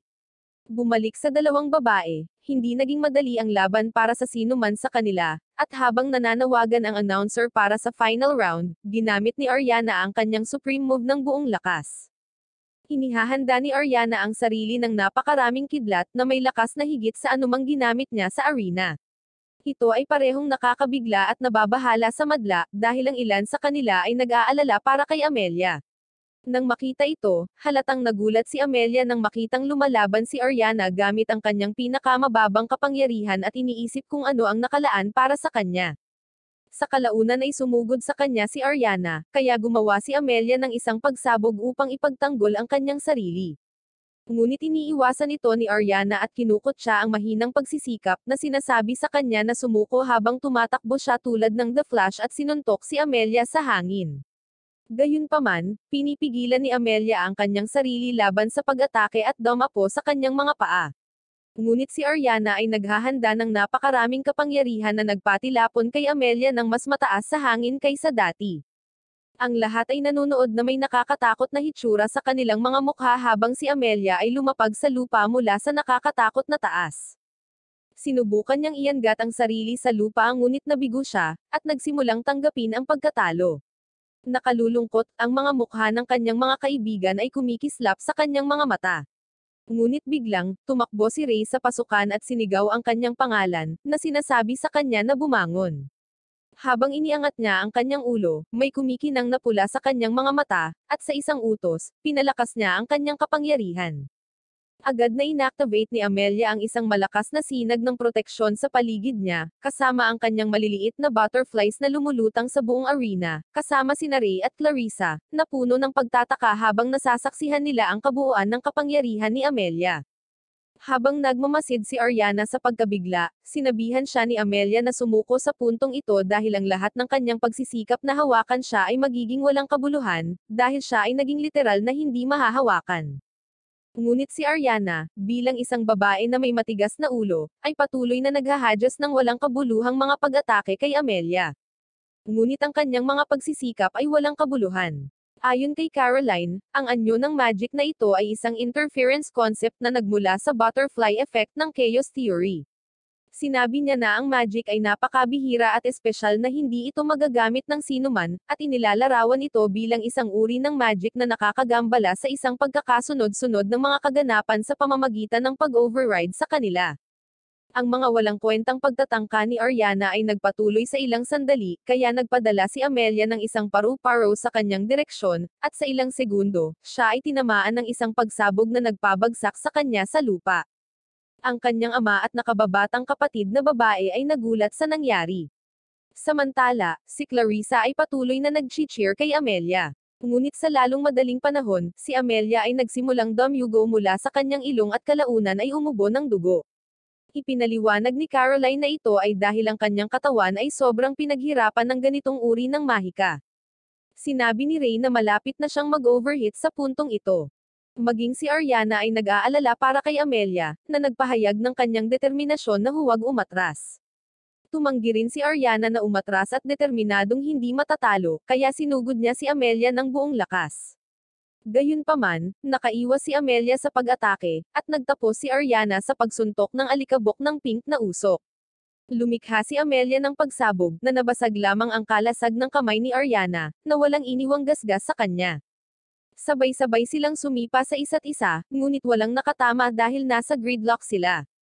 Kahit na nag-headbutt sila sa isa't isa, pareho silang apektado ng kanilang mga atake. Habang pinapanood nila ito, patuloy na chini-cheer ng ama at kapatid si Ariana, habang sina Levi at Elise ay nag-cheer naman kay Amelia. Ang lahat maliban sa masungit na ama ni Amelia ay walang kaimo-emosyon sa kanyang mukha para sa mga nag-aaway na babae. Nakatama si Amelia ng isang suntok kay Ariana, ngunit hindi ito nakakuha sa kanya ng anumang makabuluhang punto. Dahil sa sandaling ito, ang parehong mga kababaihan ay medyo napagod. Gayunpaman, ang bawat isa sa kanyang huling lakas at determinadong hindi matalo, pareho silang sumugod patungo sa isang huling malakas na galaw hanggang sa tuluyang masira ang rose ng isa sa kanila. Makalipas ang ilang minuto, nagkamalay si Ariana sa kondongan ni Amelia, nagulat nang makitang natalo siya sa laban. Sinasabi niya sa kanya kung gaano kakilakilabot ang kanyang mukha na parang isang taong may facial plastic surgery na nagkamali. Pagkatapos ay pinuri siya ni Ariana para sa kung gaano siya naging malakas, at sinabi sa kanya na huminto sa pag-iyak dahil siya ay nanalo pagkatapos ng lahat. Iniuugnay ni Amelia ang kanyang tagumpay sa mga kaibigan tulad ni Ray at sa iba pang naniniwala sa kanya, ngunit sinabi na si Ariana ang naging aktwal na dahilan kung bakit siya ay patuloy na nagsusumikap na maging malakas. Sinabi rin sa kanya ni Ariana na naudyukan siyang maging mas mahusay araw-araw dahil gusto niyang maging mabuting huwaran para kay Amelia. Dahil alam niyang nagdududa siya pagkatapos ng kanilang unang pag-aaway, maluhaluhang nagkasundo ang mga babae habang humihingi ng tawad sa isa't isa, niyakap ang isa't isa gaya ng ginawa nila noong mga bata pa sila. Tinanggap ni Ariana ang pagkatalo at binati si Amelia, na agad na inanunsyo bilang panalo sa rookies bracket. Nagkagulo ang mga manunood habang ipinagdiriwang nila ang dalawang babae sa buong tapang na pakikipaglaban hanggang sa huli. Sa pasilyo, ang mga ama ng parehong mga babae ay nagkita, at ang ama ni Amelia na mukhang masungit, ay palaging sinasabing si Amelia ay maaaring lumaban pa ng mas mahusay. Ngunit sinabihan siya ng ama ni Ariana na tanggapin ito at maging masaya kahit minsan sa kanyang buhay. Habang ang mag-ama ay mapaglarong nagbabala sa isa't isa na ang kanilang mga anak na babae ay lalakas pa at magwawagi sa isa't isa sa isa pang laban, kalaunan ay binisita ni Ray si Amelia, na nakasuot ng mga benda at tahi, upang suriin ang kanyang kalusugan at matiyak ang kanyang paggaling. Kinumpirma ni Amelia na siya ay gumagaling at sinabi kay Ray na bagaman ang pagsasanay ay brutal at napakasigla, gusto niya ang ilang bahagi nito at natutuwa na hindi ito nag-aaksaya ng oras. Gayunpaman, kapag naaalala niya ang mga gabing ginugol sa kanyang silid, bigla siyang namula, na nagpapakita ng kanyang kahihiyan habang nakikita ni Ray na may pagkalito sa kanyang mga mata. Tinanong siya ni Amelia kung alam niya ang kanyang mahiwagang kapangyarihan sa lahat ng panahon, ngunit sinabi niya sa kanya na alam niya lamang na siya ay napakatalino pagkatapos ng huling pakikipaglaban niya sa kanya sa panahon ng pagsasanay, ngunit hindi alam ng detalyado kung ano ang eksaktong mahiwagang kapangyarihan na taglay niya. Binati siya ni Ray at sinabi sa kanya na ang talento ay maaaring mamana, ngunit ang kanyang tagumpay sa laban ay resulta ng kanyang pagsusumikap kasama ang kanyang talento. Kinabukasan, masaya si Amelia na hindi na makukulong sa kanyang birdcage bilang maharlika at makipagsapalaran kasama ang iba upang pasayahin si Rebecca sa huling araw ng Magic Chevalier. Ang kalaban ni Rebecca ay inihayag na si Locke, ang kampiyon mula sa isa pang laban na nanalo sa kanyang laban sa loob ng 2 segundo, at siya ang lalaking version ng The Flash. Magsisimula na ang laban, at si Rebecca ay naglabas ng isang espada, ngunit isang sorpresa ang nangyari sa loob ng isang kisap mata. Kaagad na ipinatong ni Locke ang kanyang paa sa lupa at gumamit ng isang espesyal na galaw na tinatawag na ikawalong lihim na pamamaraan, na kumukulim sa arena ng kadiliman. Sa loob ng maikling panahon na iyon, mabilis niyang sinira ang rosas ni Rebecca. Ang lahat sa madla ay nanonood sa pagkabigla at namangha, habang siya ay idineklara na nagwagi sa paligsahan. Habang dinadaanan niya si Ray sa hallway, nakilala niya ito bilang sikat na Ice Blade Sorcerer. Nagulat si Ray nang aminin niya na alam din niya na si Locke ang bagong Peerless Blade Sorcerer. Nagtataka si Ray kung bakit nakipagkumpetensya si Locke sa isang laban na ginawa para sa mga mag-aaral, kaya sinabi sa kanya ni Locke na palabas lang iyon para malaman ni Ray na malapit lang siya sa kanya. Hinahamon niya si Ray sa isang laban na mangyayari sa loob ng 1 taon, upang mapatunayan niya na ang Peerless Blade Sorcerer ang pinakamalakas na sorcerer sa buong lupain. Nang maglaon, ang ating magandang ginang na si Caroline ay patuloy na iniinis si Lydia, ngunit sinabi sa kanya ni Abigail na hindi ito ang oras or lugar para doon at nagbukas ng pinto kung saan nakagapos ang lahat ng mabangis na Grim Reaper. Ginagamit ni Caroline ang kanyang mahiwagang mahika para i-hypnotize sila sa kanyang Barbie playhouse kung saan pinipilit niya silang sumayaw ng katawa-tawa, na labis na ikinatuwa niya. Gayunpaman, nang sabihin niya sa kanila na ibunyag ang mga sikreto ng kanilang madilim na organisasyon, ang kanilang mga ulo ay sumabog ng sunod-sunod, na naging sanhi ng pagbagsak ni Caroline. Natapos na ang Magic Chevalier, kaya binigkas ni Principal Abigail ang pangwakas na talumpati na may pasasalamat para tanungin ang mga kalahok na lumaban sa paligsahan.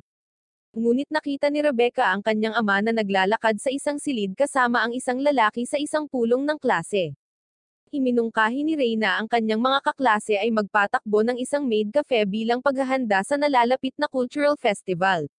Ngunit ito ay sinalubong ng pagtutol ng mga spoiled brats na nagsasabing sila ay napakarangal para magsuot ng maruruming kasambahay outfit.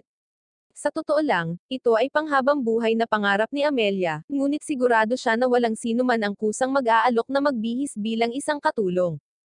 Kaya't itinuro niya ang ideya kay Ray, at naging sanhi ng pag-ibig niya dito sa pamamagitan ng pagsasabi sa kanya na isipin kung ano ang magiging hitsura nilang lahat sa medyo maikling damit na maid. Habang nagsasalita siya, nai-imagine na lang ni Ray ang magandang si Carla sa nakasanayan niyang maid dress, kaya natuwa din siya sa ideya at nagpas siyang i-pitch ito sa klase. Ngayon, sa kabila ng paunang pagtutol ng klase, gumawa si Ray ng isang motibasyon na talumpati tungkol sa kung gaano karevolusyonaryo para sa mga katulong na kumilos na parang pag-aari nila ang kapangyarihan. Siya ay pinasegundahan ni Caroline na nagpapakita ng sarili sa isang cute na damit ng katulong. At nakikita kung gaano siya kaganda sa kanyang kasuutan, lahat ay automatikong pumapayag sa ideya. Habang ipinagdiriwang niya ang kanyang mini victory kasama si Amelia, biglang ibinalita ni Lina kay Ray na kaka-engage lang ni Rebecca.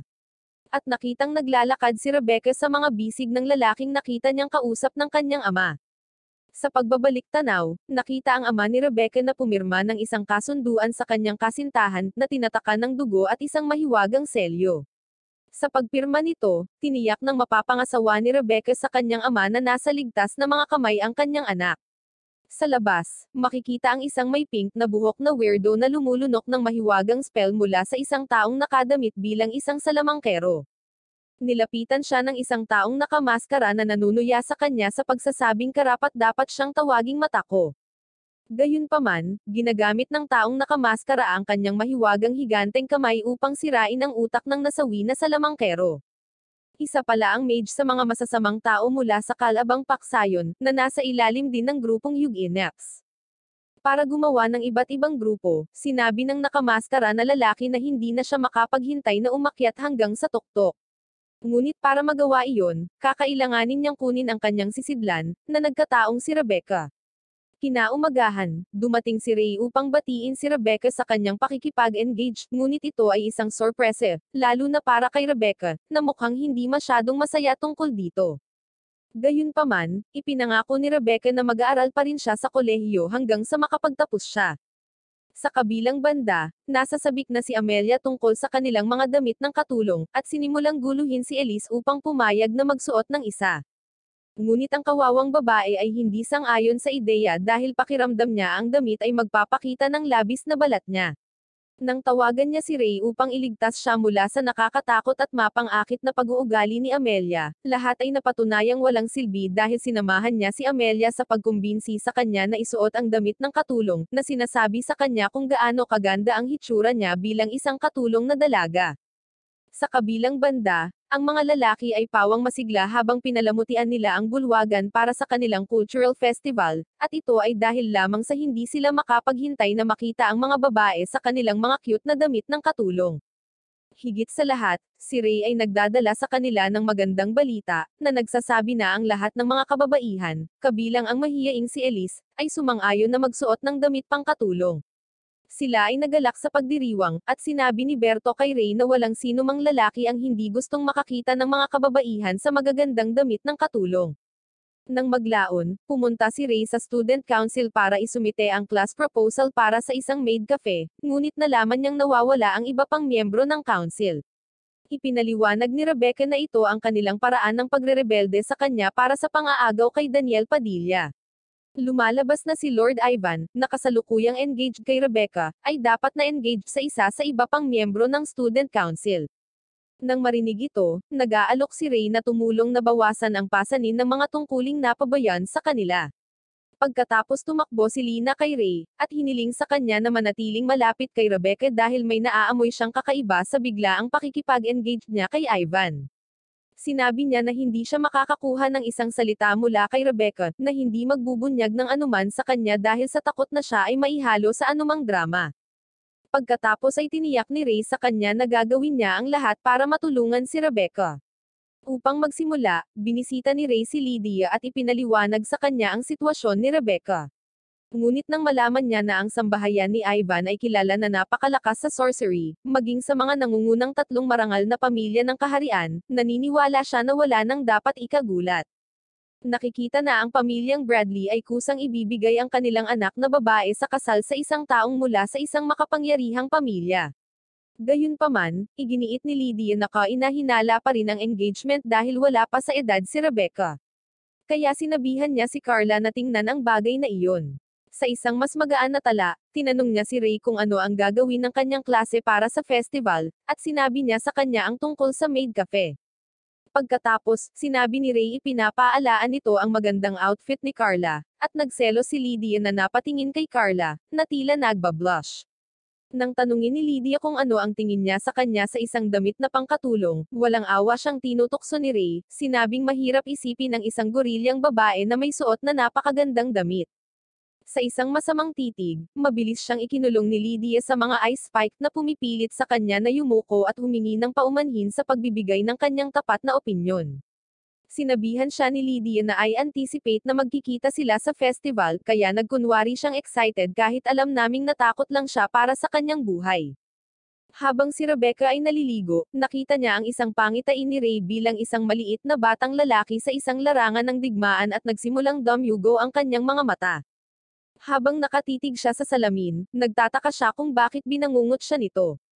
Nakita ni Marian ang kanyang pagdurugo at hiniling niyang malaman kung bakit siya nagising sa oras na ito ng gabi, ngunit sinabi ni Rebecca na pawisan siya at kailangan niyang maligo. Na-curious din si Marian sa nakita niyang dugo kay Rebecca pero mabilis na tinakpan ni Rebecca, at sinabing nosebleed lang ito. Bago umalis si Rebecca, tinanong siya ni Marian kung masaya ba siya sa kanyang pakikipag-engage, ngunit nagpanggap si Rebecca na masaya siya dito at hiniling kay Maria ang isang kasal na puno ng pag-ibig. Gayunpaman, sa sandaling makapasok sa kanyang silid, umiyak si Rebecca ng malala.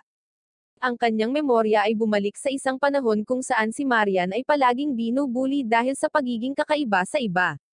Bagamat si Marian ay medyo matigas ang ulo, palagi siyang binabantayan ni Rebecca at pinapakalma siya. Gayunpaman, nang malaman ni Marian ang tungkol sa hindi inaasahang pakikipag-engage ni Rebecca at tanungin siya kung masaya siya tungkol dito, pinalayo siya ni Rebecca at sinabihan siyang umuwi dahil wala siyang pakialam dito. Habang tumatakbo si Marian na may luha sa kanyang mga mata ay nabangga niya si Ray, na nakasuot ng pambabae. Bumalik sa kasalukuyan, at lahat ng mga kaklase ni Ray ay nakahanda para sa pagdiriwang.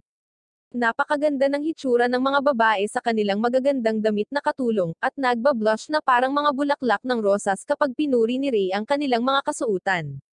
Tinawag ni Amelia ang atensyon ni Ray sa kanyang damit at umikot para ipakita ang outfit sa kanya.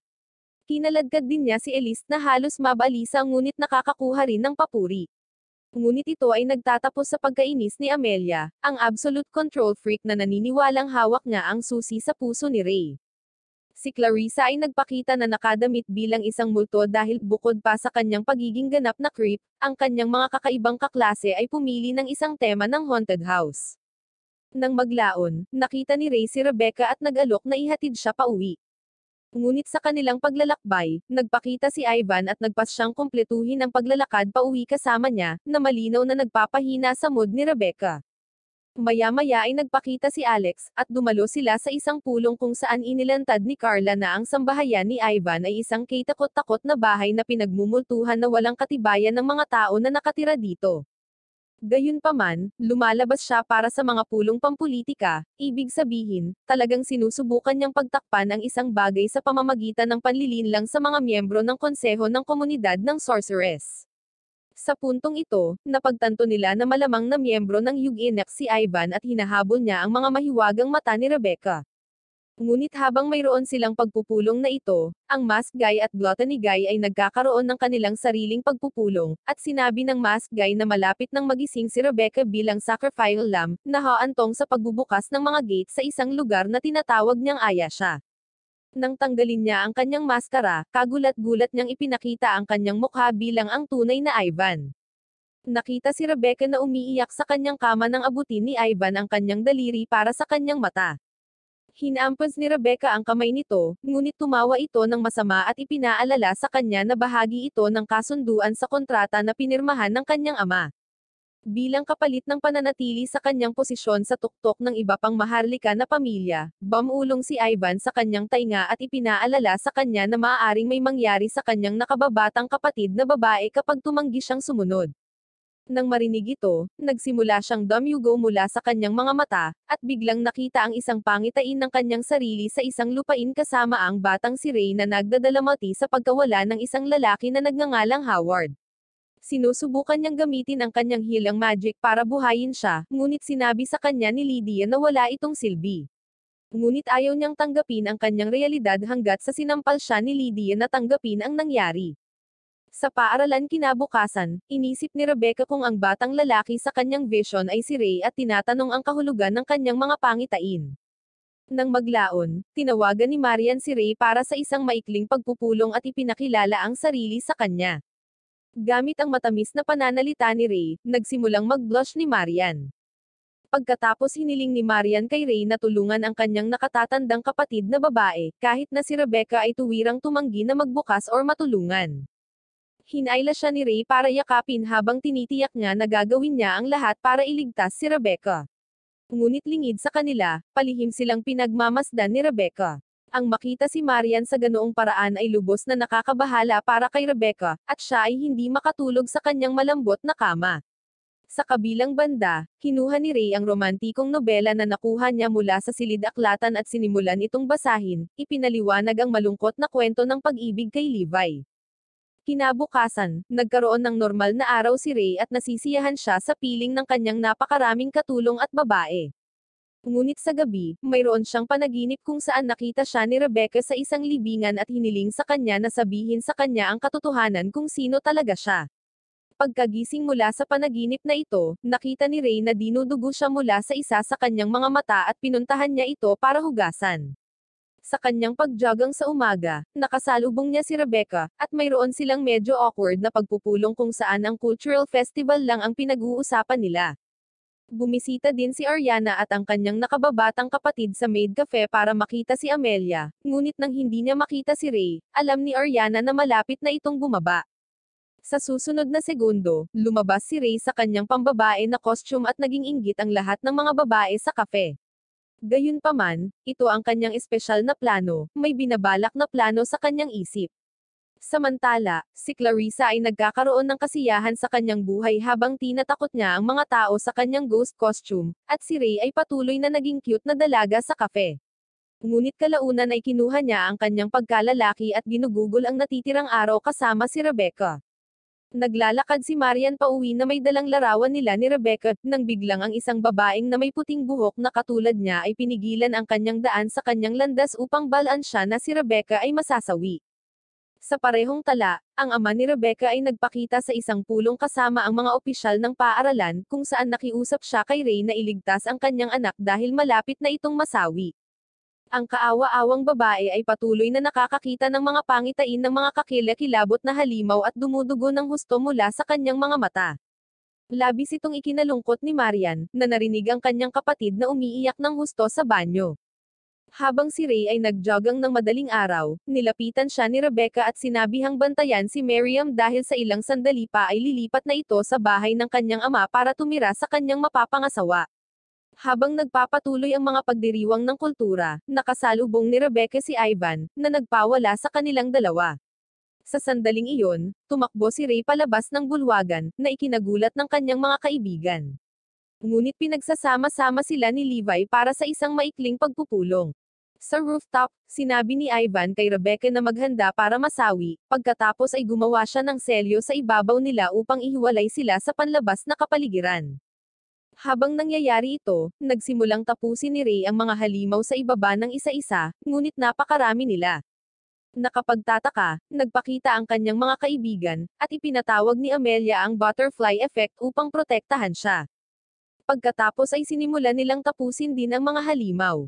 Binigyan ni Levi ang ilan sa mga halimaw ng lakas na sipa sa hangin. Pagkatapos ay ginamit ni Berto ang kanyang salamangka upang sunugin sila, habang si Elise ay nagbubuga ng buhawi na sumisira sa ilang iba pang mga halimaw. Sa tulong ng nakakakuryenteng salamangka ni Clarissa, mag-isa, si Amelia ang naging sanhi ng ilang mga halimaw na sumabog at nakaharang sa isa sa mga chief na halimaw na gustong umatake sa kanya mula sa likuran. Gayunpaman, ang parehong chief na mga halimaw ay tumungo sa tuktok ng bundok upang lumahok sa pangunahing aktibidad ng araw. Nang sabihin sa kanya ng kanyang mga kaibigan na sundan sila, umalis si Ray at tumakbo sa mas mataas na lugar. Sa kanyang daan, naaalala niya ang pagpapaliwanag ng ama ni Rebecca na ang pangalan ng kanilang pamilya na Bradley ay isang sumpa sa kanilang kadugo dahil sa napakalaking pagdanak ng dugo sa paligid ng mga crew. Gayun din, ang nakababatang kapatid na babae ni Rebecca ay ipinanganak bilang isang albino dahil sa mga epekto ng kapanganakan ni Rebecca, ibig sabihin, anuman ang mangyari kay Rebecca, si Marian ay maaapektuhan din sa ilang paraan. Samantala, sa tuktok ng bundok, nakarating na ang mga halimaw, at ang inaakalang si Ivan ay biglang nag-transform sa may puting buhok na nagngangalang Liza. Ang tunay na Ivan ay binitag si Liza sa isang mahiwagang spell at pinagbantaan siyang tatapusin dahil sa pagpapanggap bilang siya. Pagkatapos nito, nang may masamang tingin, sumisigaw siya na parang nawala sa katinoan, sinasabing maabot niya ang aya siya gamit si Rebecca. Bigla siyang nagbuhos ng apoy sa paligid ni Rebecca, ngunit mabilis na pinawi ni Liza ang apoy at lumitaw sa harap ni Rebecca habang mahiwagang inihatid siya nito sa mas malayong lokasyon. Kasabay nito, itinulak ni Liza si Ivan sa isang portal na nagpapadala sa kanya sa isang hindi kilalang lokasyon. Tinanong niya si Marian kung handa na siya, pagkatapos ay sinabi sa kanya na darating si Ray upang tapusin ang lahat ng ito. Sa kanyang pagdating, nakilala niya ang Gluttony Guy, nakilala sa pagkain ng mga magic aura ng mga sorcerers, at ang Gluttony Guy ay sumugod kay Ray upang salakayin siya.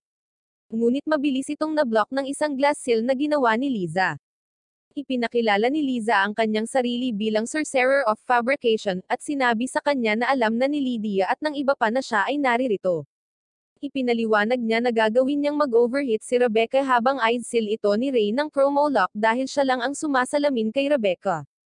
Sinabi niya sa kanya na napagkasunduan sa mga tuntunin ng kanyang pakikitungo sa ama ni Rebecca na maaari niyang gamitin ang anumang paraan na kinakailangan upang protektahan ang babae. Ngunit hindi naniniwala si Ray na talagang nag-aalala siya kay Rebecca.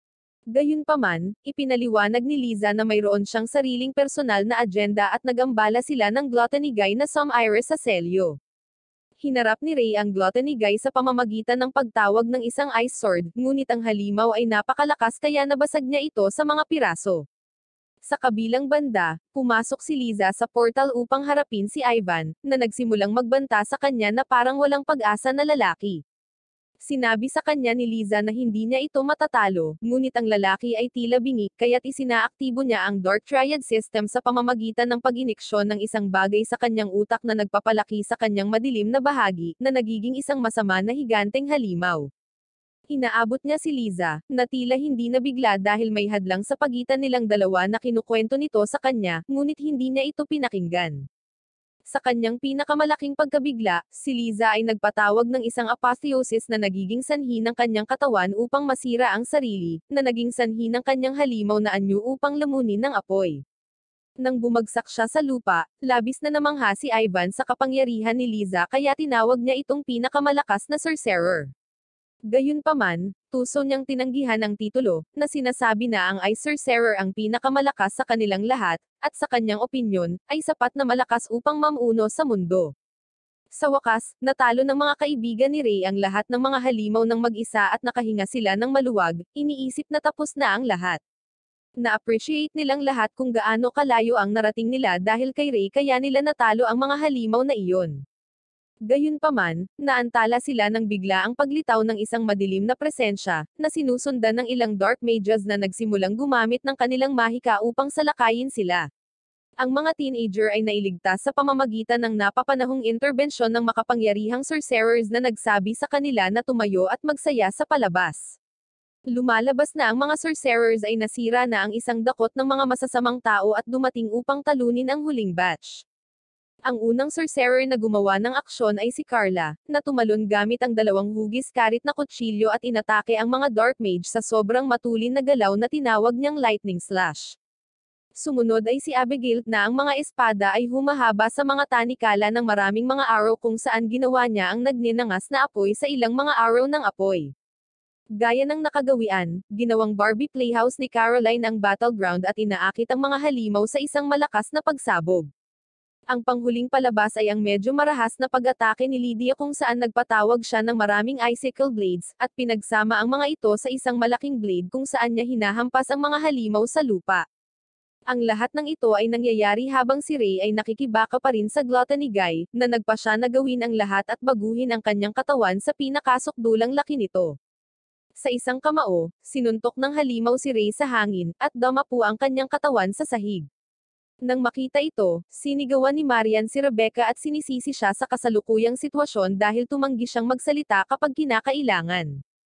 Sa sandaling iyon, itinaas ng halimaw si Ray sa pamamagitan ng paghawak nito sa leeg, ngunit si Ray ay mahiwagang nagpatawag ng isa pang espada, ipinapalagay ng kalaban na madaling itong mabali tulad ng nangyari sa iba.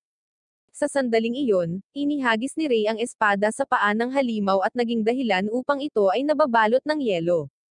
Sa gulat ng halimaw, inatake siya ni Ray ng iba pang mga espada, at unti-unting nababalutan ng yelo ang buong katawan niya bago umabot ang yelo sa kanyang ulo. Ang halimaw sa wakas ay umamin sa kahangahangang lakas ni Ray, at kaagad pagkatapos, siya ay ganap na nagyelo. Hanggang sa mga sandaling ito, si Ray ay kumakapit ng husto sa kabila ng katotohanang dumudugo ang kanyang mga mata, kaya't inactivate niya ang Koros Lock sa halimaw bago siya nawalan ng malay. Tinangka ni Rebecca na tulungan siya, ngunit sinabihan siya ni Marian na iwanan niya si Ray dahil sa una pa lang ay kasalanan niya na ang lahat. Dahil dito, nagkaroon ng mainitang pagtatalo ang magkapatid, at sinabi ni Rebecca na napupuot siya kay Marian sa lahat ng problemang idinulot niya sa kanya. Gayunpaman, sa isang kisap mata, ang dalawang magkapatid na ito ay nagsimulang umamin na mahal nila ang isa't isa. Ngunit biglang kuminang si Rebecca, at ganoon din si Marian nang hawakan niya ang kanyang kapatid. Sa wakas ay bumalik si Liza kasama ang katawan ni Ivan at naging sanhi ng sobrang init ng katawan ni Rebecca, habang lumilikha ng mystical hedge sa paligid niya. Pagkatapos nito ay sinabihan niya si Ray na i-activate ang Chronos Lock sa kanya. Nahihiya si Rebecca sa pagsasabi ng mga kakilakilabot na bagay sa kanyang nakababatang kapatid, ngunit pinatahimik siya ni Ray sa pagsasabing ang lahat ay madaling kapitan ng gayong mga pagkakamali. Kalmado, naglapat siya ng halik sa labi nito at inactivate ang Chronos Lock.